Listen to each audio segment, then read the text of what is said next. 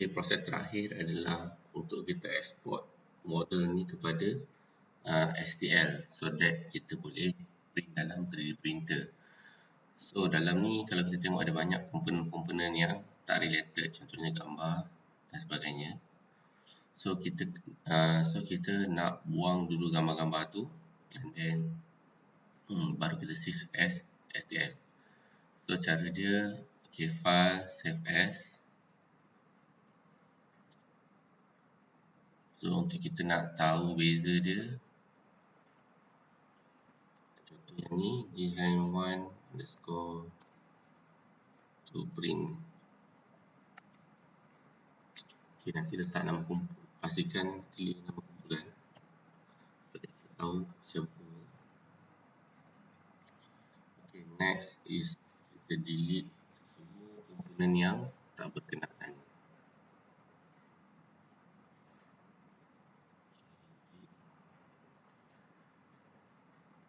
Okay, so yang ni adalah komponen juga. Right click, move to new component. Contohnya ni adalah pillar. Okay, so semua dah tersusun. Kita turn on semua, pastikan tiada part yang overlap. Semua dah okey. So, untuk print macam ni kita dah tahu kita makan ruang yang lebih. So, kita boleh move ini.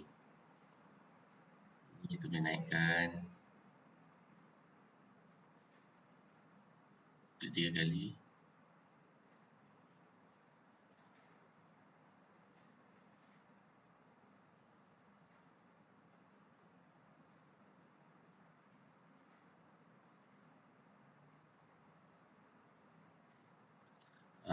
Tak apalah, tak perlu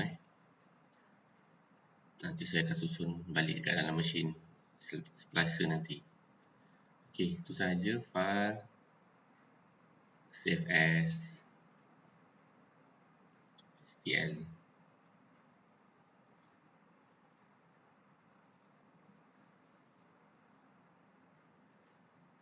Ok, so kalau kita cuba buka file, open STL files, STL. So, kita boleh review balik design yang kita dapat. So, nampak semua seperti dalam drawing dan maknanya kita dah selesai. Kita dah boleh import dan kita boleh upload dalam folder ni untuk masing-masing. So, upload STL di dalam ni dan SDOC file dalam ni.